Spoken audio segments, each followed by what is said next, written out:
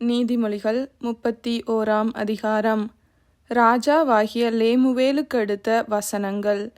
அவன் தாய் அவனுக்கு போதித்த உபதேசமாவது: என் மகனே, என் கர்ப்பத்தின் குமாரனே, என் பொருத்தனைகளின் புத்திரனே, ஸ்திரீகளுக்கு உன் பலனையும் ராஜாக்களை கெடுக்கும் காரியங்களுக்கு உன் வழிகளையும் கொடாதே. திராட்சரசம் குடிப்பது ராஜாக்களுக்கு தகுதியல்ல. லேமுவேலே, அது ராஜாக்களுக்கு தகுதியல்ல. மதுபானம் பிரபுக்களுக்கு தகுதியல்ல. மதுபானம் பண்ணினால் அவர்கள் நியாயப்பிரமாணத்தை மறந்து சிறுமைப்படுகிறவர்களுடைய நியாயத்தையும் புரட்டுவார்கள். மடிந்து போகிறவனுக்கு மதுபானத்தையும் மனங்கசந்தவர்களுக்கு திராட்சரசத்தையும் கொடுங்கள். அவன் குடித்து தன் குறைவை மறந்து தன் வருத்தத்தை அப்புறம் நினையாதிருக்கட்டும்.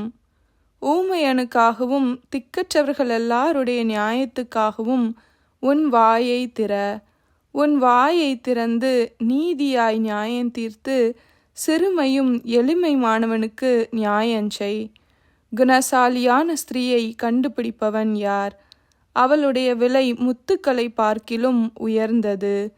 அவள் புருஷனுடைய இருதயம் அவளை நம்பும். அவன் சம்பத்து குறையாது. அவள் உயிரோடிருக்கிற நாளெல்லாம் அவனுக்கு தீமையை அல்ல, நன்மையையே செய்கிறாள்.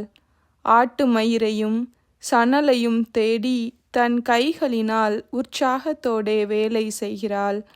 அவள் வியாபார கப்பல்களைப் போல் இருக்கிறாள். தூரத்திலிருந்து தன் ஆகாரத்தை கொண்டு வருகிறாள்.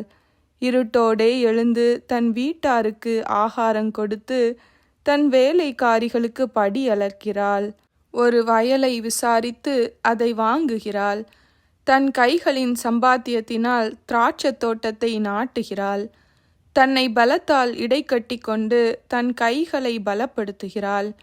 தன் வியாபாரம் பிரயோஜனமுள்ளதென்று அறிந்திருக்கிறாள். இரவிலே அவள் விளக்கு அணையாதிருக்கும். தன் கைகளை ராட்டினத்தில் வைக்கிறாள். அவள் விரல்கள் கதிரை பிடிக்கும். சிறுமையானவர்களுக்கு தன் கையை திறந்து ஏழைகளுக்கு தன் கரங்களை நீட்டுகிறாள்.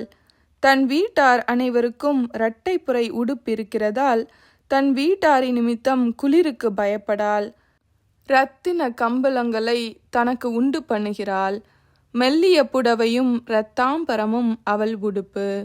அவள் புருஷன் தேசத்து மூப்பர்களோடே நியாய ஸ்தலங்களில் உட்கார்ந்திருக்கையில் பேர் பெற்றவனாயிருக்கிறான். மெல்லிய புடவைகளை உண்டு பண்ணி விற்கிறாள். கர்ச்சைகளை வர்த்தகரிடத்தில் ஒப்புவிக்கிறாள். அவள் உடை பலமும் அலங்காரமுமாயிருக்கிறது. வருங்காலத்தை பற்றியும் மகிழுகிறாள். தன் வாயை ஞானம் விளங்க திறக்கிறாள். தயையுள்ள போதகம் அவள் நாவின் மேல் இருக்கிறது. அவள் சோம்பலின் அப்பத்தை புசியாமல் தன் வீட்டு காரியம் எப்படி நடக்கிறது என்று கண்ணோக்கமாயிருக்கிறாள். அவள் பிள்ளைகள் எழும்பி அவளை பாக்கியவதி என்கிறார்கள். அவள் புருஷனும் அவளை பார்த்து அநேகம் பெண்கள் குணசாலிகளாயிருந்ததுண்டு, நீயோ அவர்கள் எல்லாருக்கும் மேற்பட்டவள் என்று அவளை புகழுகிறான். சௌந்தரியம் வஞ்சனையுள்ளது, அழகும் வீண். கர்த்தருக்கு பயப்படுகிற ஸ்திரீயே புகழப்படுவாள். அவள் கைகளின் பலனை அவளுக்கு கொடுங்கள். அவளுடைய செய்கைகள் வாசல்களில் அவளை புகழக்கடவது.